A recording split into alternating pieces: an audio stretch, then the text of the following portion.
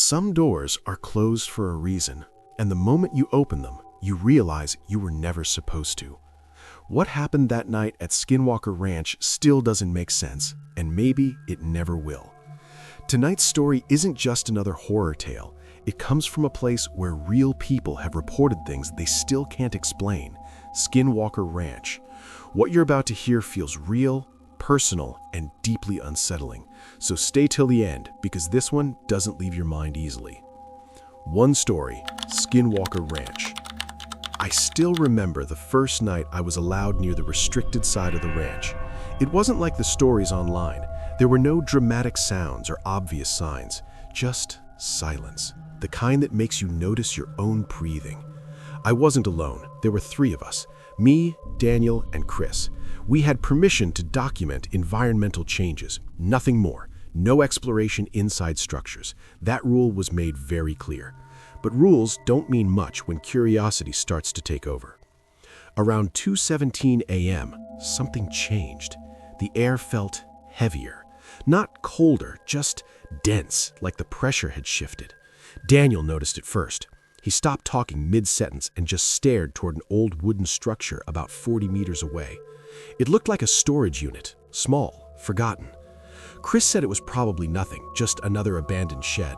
But the thing is, we had walked that exact area earlier that evening. That structure wasn't there before. I know how that sounds. I didn't say anything at the time either. We stood there for maybe a full minute, just looking at it. No one suggested going closer, but somehow we all started walking toward it anyway. Each step felt wrong. Not dangerous, just wrong, like walking into a place you weren't invited to. When we got closer, I noticed the door. It was slightly open, not fully, just enough to show darkness inside. No light, no reflection, just black. Daniel whispered, "Did someone leave it open?" Chris didn't answer. He was recording. I don't know why I did it. Maybe it was the silence. Maybe it was the feeling that something was waiting for us to make a decision. I reached for the door. The wood felt old, but not weak. As soon as I touched it, I felt a vibration. Not strong, just enough to notice. I pushed it open. Nothing jumped out, no sudden noise, just more darkness. But then, I heard something behind me. Footsteps. I turned around instantly. No one was there. Daniel and Chris were still right behind me, exactly where they were supposed to be. Both of them looked confused. "Did you hear that?" I asked. They nodded. That's when Chris said something that didn't make sense. "I thought you walked behind us." I didn't respond, because I hadn't moved. We all went quiet again, completely still. Then it happened again. This time, the footsteps were inside the structure. Slow, heavy, like something walking across a wooden floor. But the floor inside, I could see it clearly now. It was just dirt. No wood, no boards, nothing that could make that sound. Daniel stepped back. "We should leave." I agreed instantly. For the first time that night, it felt like a decision instead of curiosity. But before we could move, the door behind my hand started to push back. Not slammed, not fast, just slowly closing. And I wasn't pulling it. I let go immediately and stepped back. The door stopped halfway, then stayed there. Chris kept recording the whole time. I could hear his breathing getting louder. We didn't say anything else. We just walked away.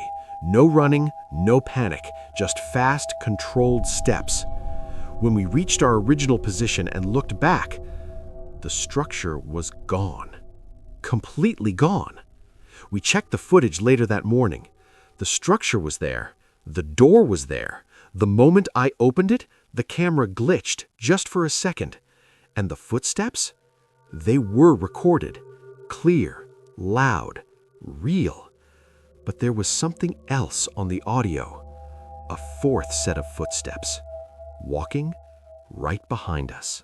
2 story, Dyatlov Pass. I didn't believe in the Dyatlov Pass story the way most people tell it online. For me, it was just a tragic hiking accident that people turned into a mystery. That's what I thought, until I actually stood there. It took us almost 2 days to reach the exact area where the incident happened in 1959. The cold wasn't just uncomfortable, it felt aggressive. Every breath was sharp, like the air didn't want you there. There were 4 of us, me, Alex, Sergey, and Ivan. We weren't thrill seekers.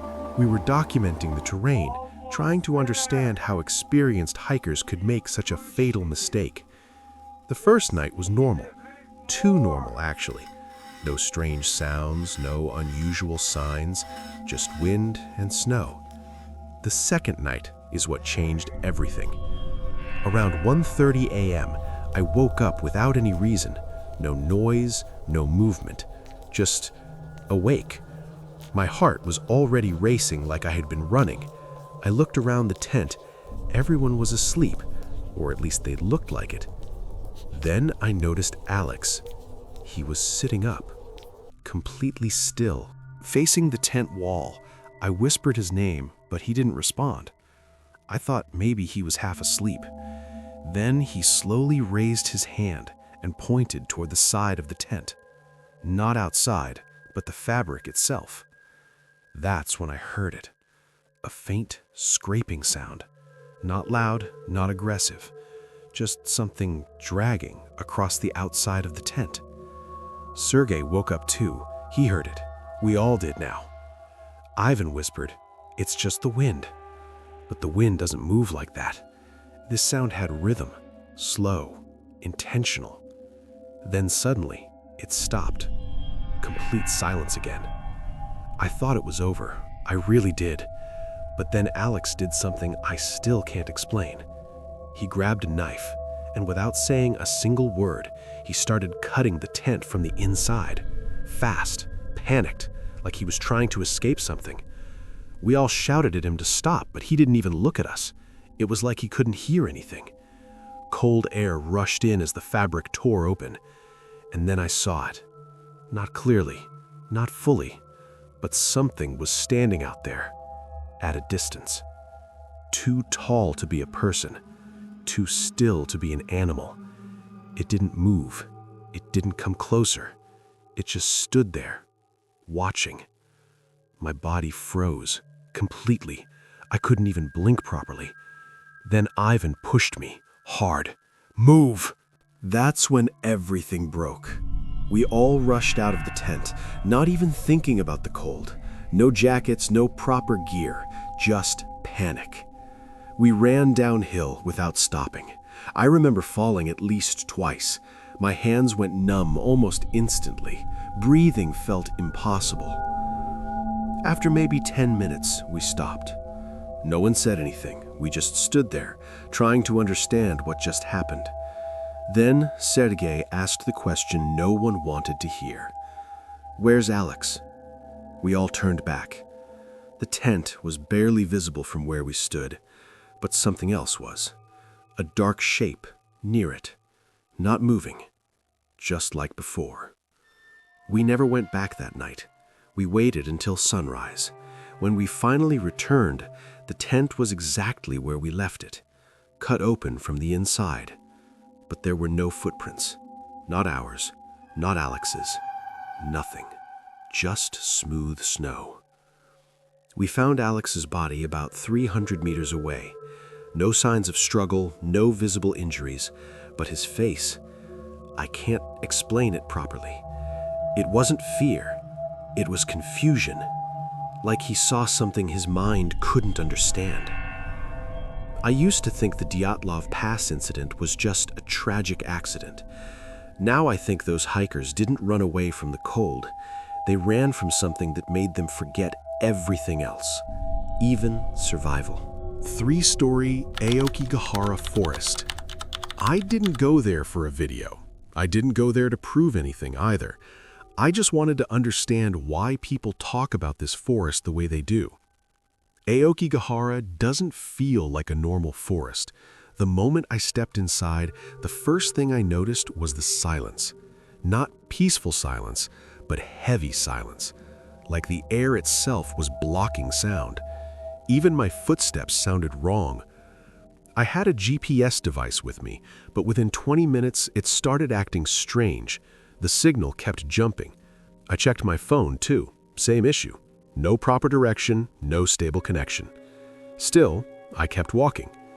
There were ribbons tied to trees here and there. I had read about them before. People use them to mark their way back. That alone tells you something isn't right here. After about an hour, I found something I wasn't expecting. A narrow path. It wasn't natural. It looked used, like people had walked there many times, but it wasn't marked. No ribbons, no signs. I stood there for a minute, deciding if I should follow it. I shouldn't have. The deeper I went, the darker it got. The trees were so dense that even daylight felt blocked. I checked the time. It was only 2:40 p.m., but it looked like evening. That's when I saw it. A small wooden structure. Not a house, not a hut, more like a broken storage shed. The door was slightly open. That detail bothered me instantly. In a place like this, nothing should feel recently used. I walked closer without thinking much. Every step felt heavier, like I was walking against something invisible. When I reached the door, I noticed scratches on the wood. Fresh ones, not old, faded marks. These looked recent. I pushed the door open. Inside, it was almost completely dark, but I could make out something hanging from the ceiling. Ropes. More than one. I froze. I didn't go inside. I couldn't. Instead, I stepped back slowly, and that's when I heard it. A voice. Very faint. Behind me. At first, I thought it was just wind moving through trees, but then it came again. A whisper. Not clear words, just a sound that felt like someone trying to speak. I turned around immediately. No one was there. The forest looked exactly the same, empty, still. But now, the silence felt different. It wasn't just heavy anymore. It felt aware. I started walking back the way I came, fast but controlled. I didn't want to panic. Then I realized something that made my chest tighten. The path I came from was gone. There was no clear direction anymore, just trees everywhere. I checked my GPS again. Nothing, just a frozen screen. That's when the whisper came back, closer this time, right behind me. I didn't turn around. I couldn't. I just kept walking. Then suddenly, I heard footsteps. Not mine. Something walking in sync with me. Step, step, step. Every time I moved, it moved. I stopped. The sound stopped.